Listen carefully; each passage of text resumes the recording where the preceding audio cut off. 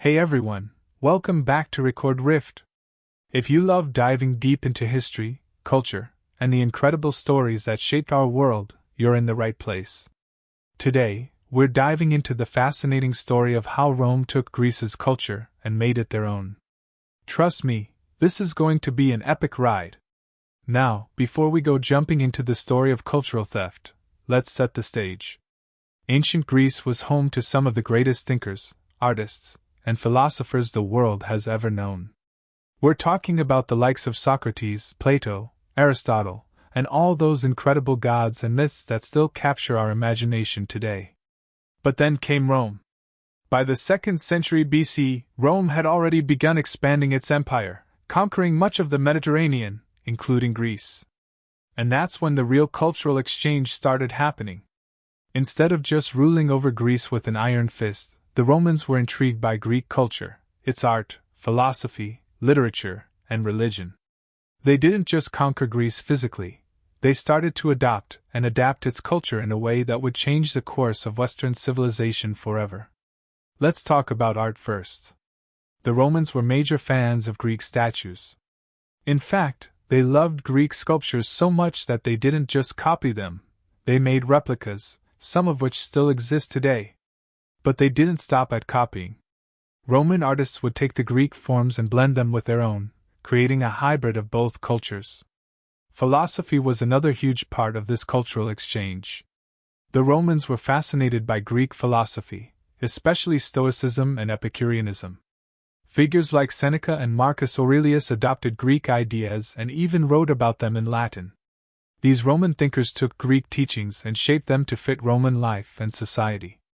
And let's not forget about religion. The Romans had their own pantheon of gods, but they were more than happy to borrow from the Greeks. The Romans took Greek gods and changed their names, but many of their roles and stories remained the same. For example, Zeus in Greek mythology became Jupiter in Rome, while Aphrodite became Venus. Over time, the Romans not only adapted the gods but also the religious rituals and festivals from Greek culture. And this wasn't just limited to religion, it was a complete cultural assimilation.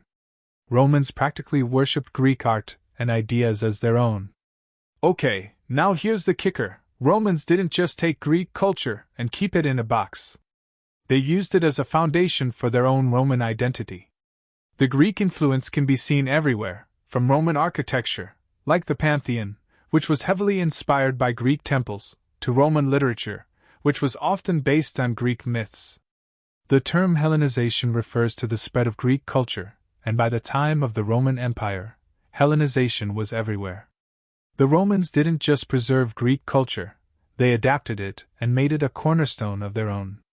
But here's where it gets a bit tricky. While Rome absorbed Greek culture, they also put their own stamp on it. Roman culture became a blend of Greek ideas with Roman practicality and power. It wasn't so much stealing as it was rebranding. And that's what really made Roman culture so powerful. They didn't just imitate, they improved upon it. So, what's the takeaway here? Well, even though we often say that Rome stole Greek culture, it's more accurate to say that they absorbed and transformed it. And this cultural blend is one of the reasons why we still see echoes of both Greek and Roman influence in our world today. From art and literature to philosophy and government, Rome's embrace of Greek culture helped shape the Western world we know today. Greek ideas and Roman power went hand in hand, and that combination created a lasting legacy that's still with us. That's it for today's dive into history. What do you think? Did Rome really steal Greek culture, or did they just elevate it? Let me know your thoughts in the comments below. If you enjoyed this video, don't forget to like, share, and subscribe for more amazing deep dives into history. This is Record Rift, and I'll see you in the next video.